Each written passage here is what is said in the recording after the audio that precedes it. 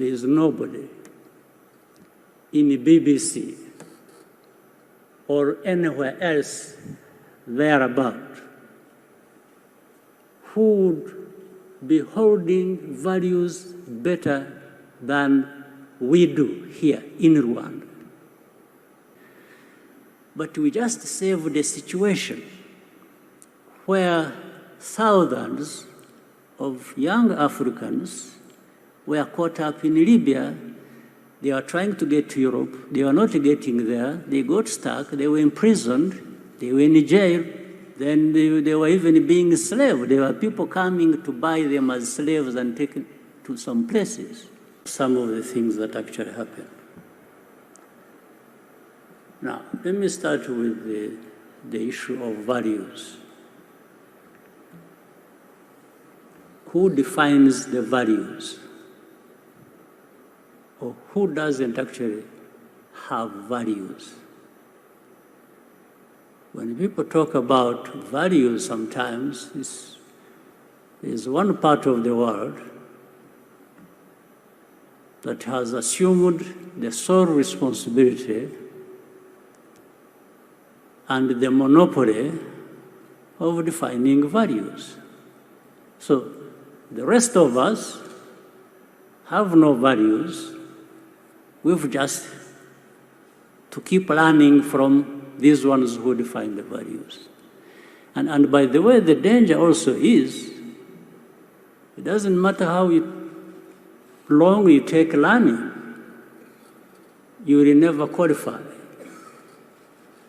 You will just always be branded somebody who has no values or who comes from a place where there are no values. So I want to put this case clear.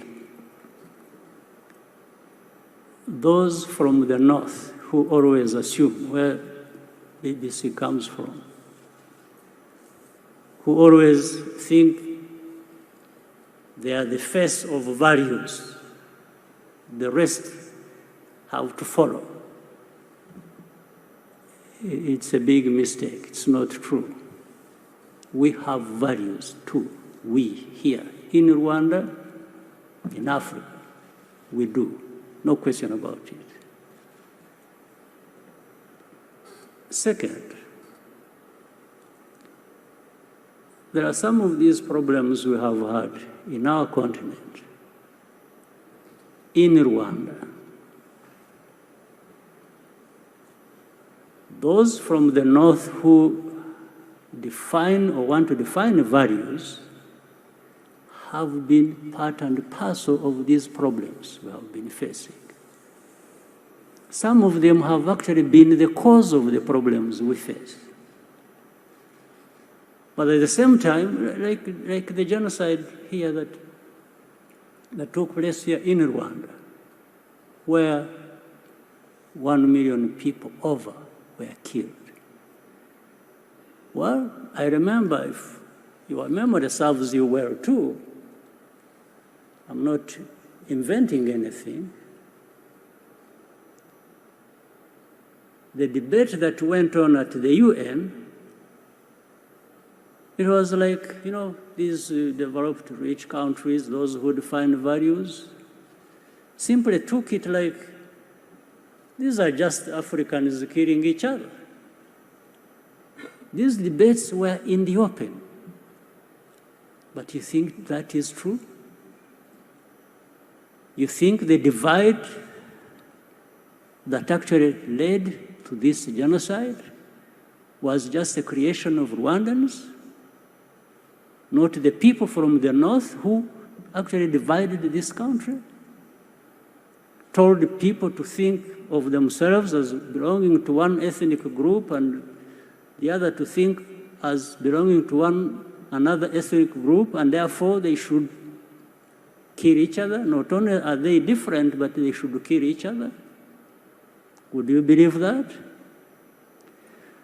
Would you tell me that the 20 million people, this is documented by other people, not by me, who were killed in the Congo, were killed by other Congolese in the old days of King Leopold,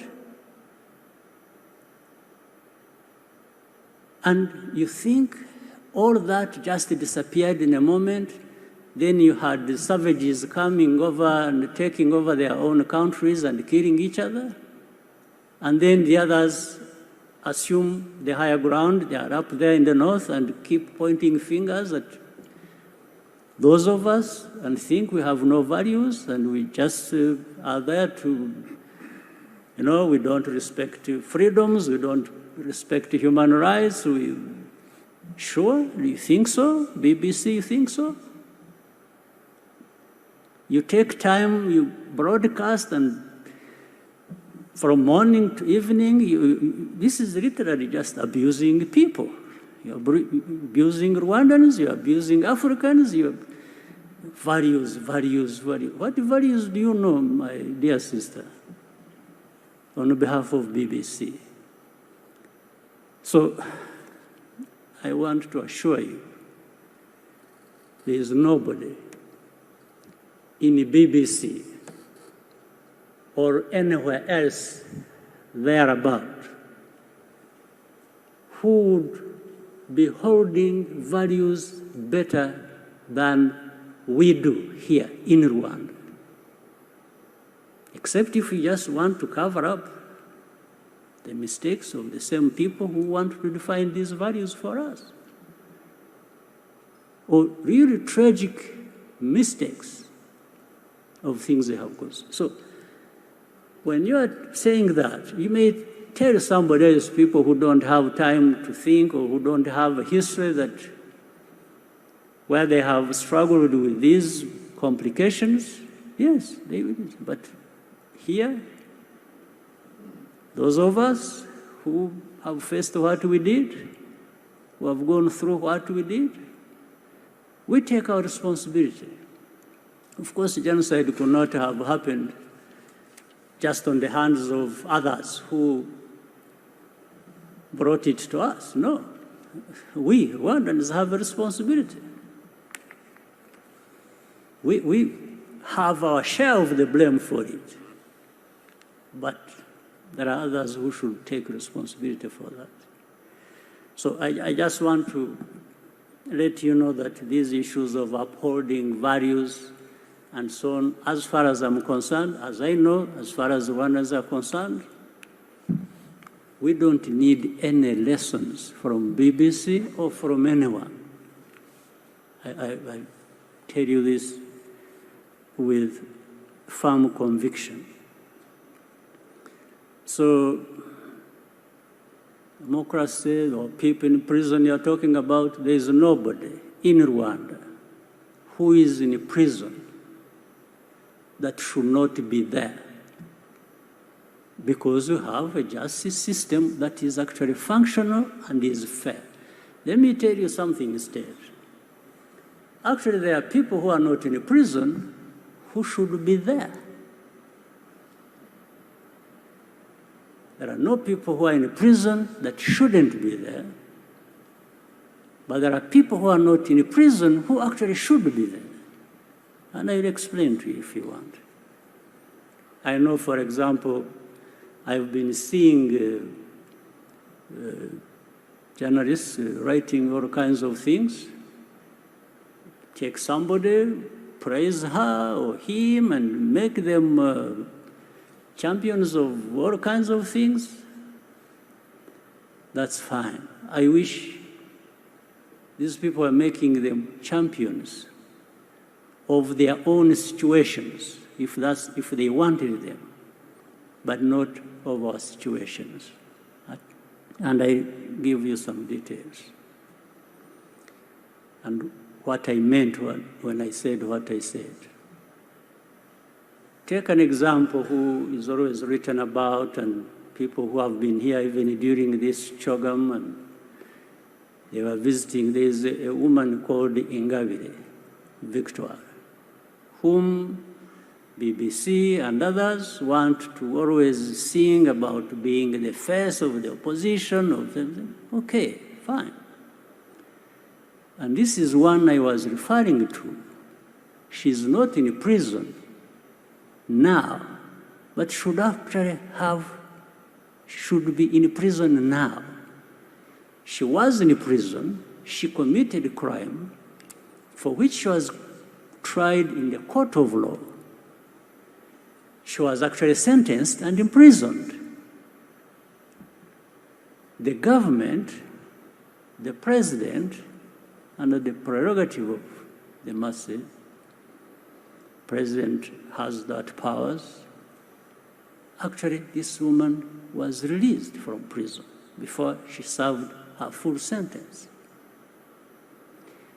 And it wasn't because she was not guilty or whatever. I'll tell you something else which shows double standards, which lead to these things you were asking. She was tried on the basis of evidence that was provided by European countries working with our own justice system. You see, it wasn't just done here. It was done between us and some European countries who provided evidence, corroborating with the evidence we had, and that's on the basis of which she was tried and sentenced and put in prison. Now, but some people decide to make that person an angel of freedom and democracy and something like that. Where does it come from? But she's out there. She's not in prison. But this I'm saying, she should actually be in prison if we hadn't just forgiven her. Okay, we forgave her to be out of prison so that you can pick her and pump her and praise her. Okay, that's fine. If that serves, but I wish it was serving something good for the country. That's okay. Then you have another person whom the very people I was referring to picked, praised, made him a celebrity, made the hero of, made him a savior of, but I don't know even what he saved. Now, when he faces justice, there is evidence, irrefutable evidence. He was tried in the court of law publicly. Nobody questions the facts on which the evidence is based. But then say, no, you see, this one is, a critic of the president. No, you first answer these facts before you talk about your things that you want to use. And in fact, this person committed this crime with many others. There are about 21 people in the same case, all of them who pleaded guilty and are implicating this person, and this person was at one time their leader. These are people who were armed, waged violence against families of Rwandans. People were lost their lives. There are victims there. And then there's one, this person, it comes from America, from Europe, and that this person, and in fact, what is interesting, they come and say, this person, we are not saying he's innocent, but he should be released. And then we ask them and say, okay, if you think he should be released, how about these others who are co-accused with this person who are also in prison? So in other words, they are saying, this person is special. We've made him special, so you should not question that. And then we say, okay, fine. How about the victims? The very people, families that lost their people on the hands of this person. They can't answer that, but they keep insisting. So anyway, let me try to cut. It was a loaded question, so I'm trying to grapple with how to cut the answer short. But so the basis on which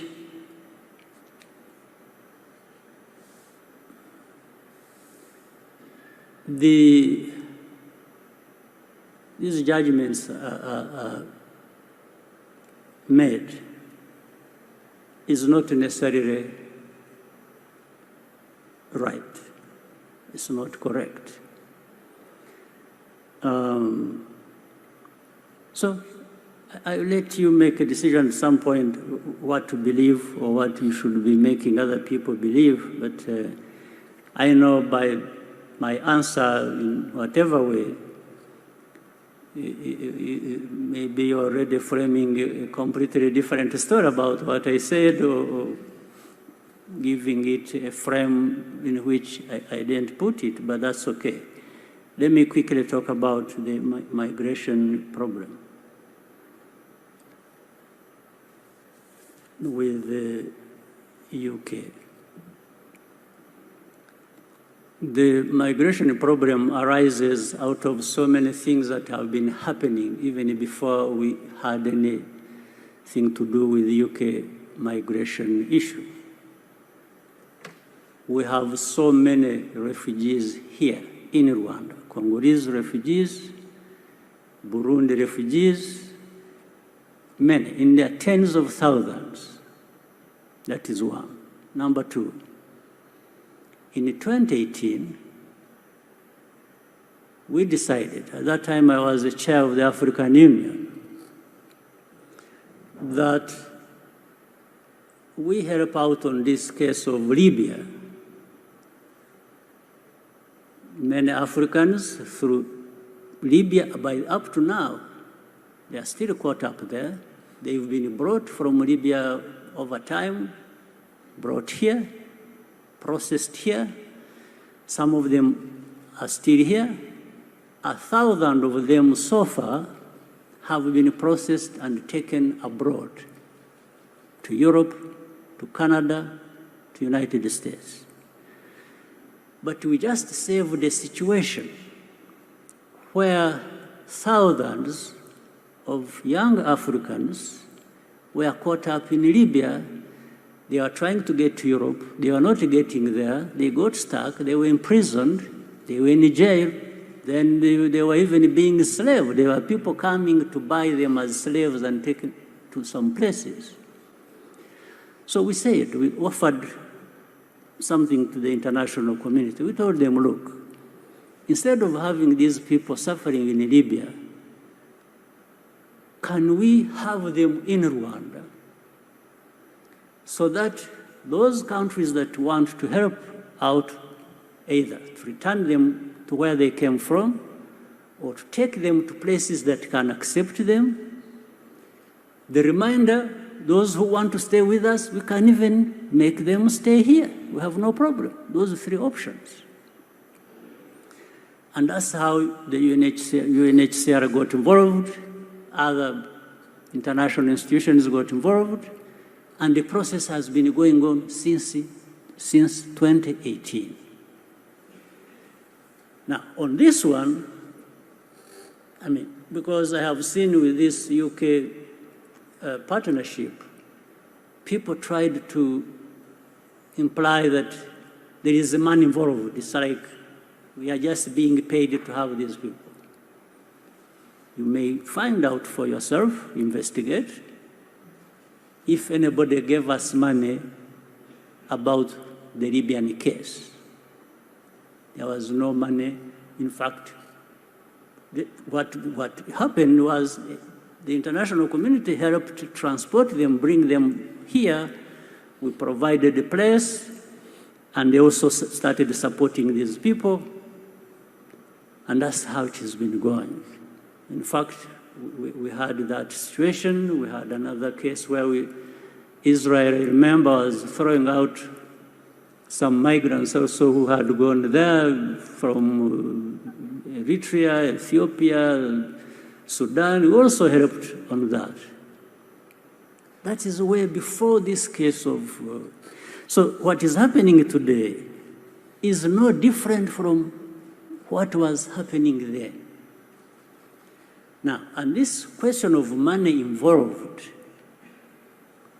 that people are talking about, largely it is money to look after these people who are being brought here because they are not accepted in the other side, on the other side.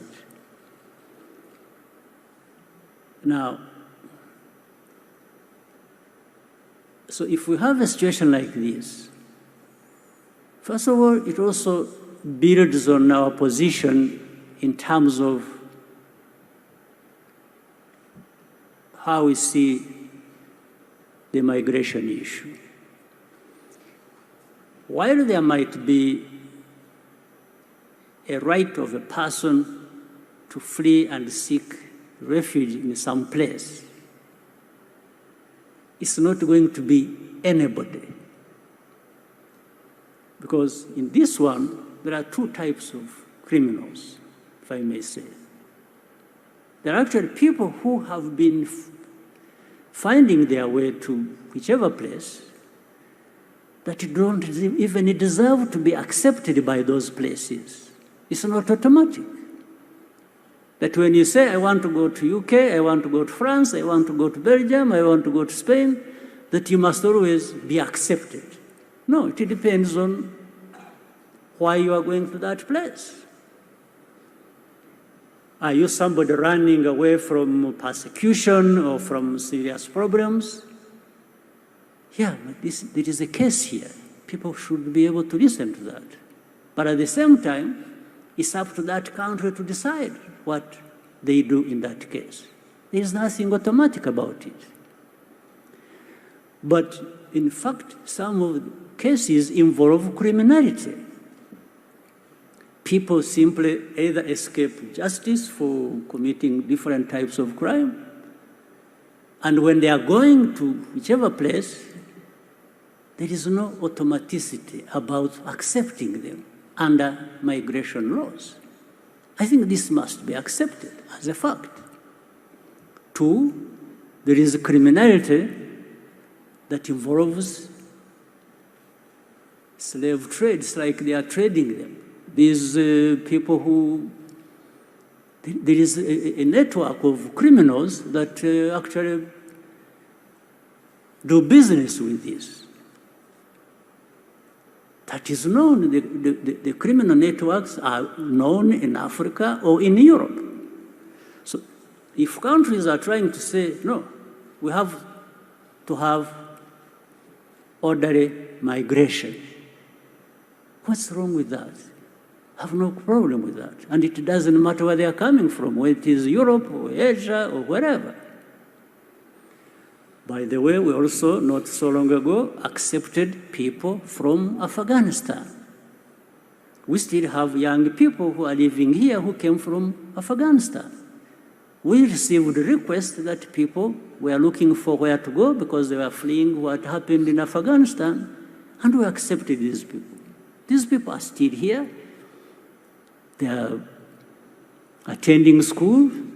They are living a normal life, normal in that limited sense. Normal situation should be that they live in their country, but here we try to do our best to give them a sense of security and normalcy, but which is not complete. These people are here. They are being helped by different organizations, philanthropies. Nobody's giving this country money to do that. Absolutely not. So I wanted to, in those long explanations of words, to assure you that this migration issue is something that people will have different views about. But I have tried to explain to you where we come from in dealing with it the way we deal with it. So for us, are we committing any crime in accepting these people to come here? But if they don't come, we won't complain. It's not like we are dying to have people come to us. No, in this manner. It's just that we have tried to help out. So what else do you want me to say? At the end of the day, this Rwanda, where we have come from, Maybe we know, maybe you know, or you will know. We are happy with the progress we are making. We want more progress. We are members of the Commonwealth. Today, we are the chair, and we will try to work with other members of the Commonwealth and make the best use of this opportunity for the benefit of everyone. There is no offense we have committed about that, and we don't apologize for the progress we have made, the challenges we have faced, and I hope it is also realized that I have been looking around in this world, I know, to find where everything is rosy and everything is fine. No. I haven't found that place. I wish I could find it. Maybe I would learn one thing or two. So, sorry to consume all the time on this, but it was because of the weight of the question. So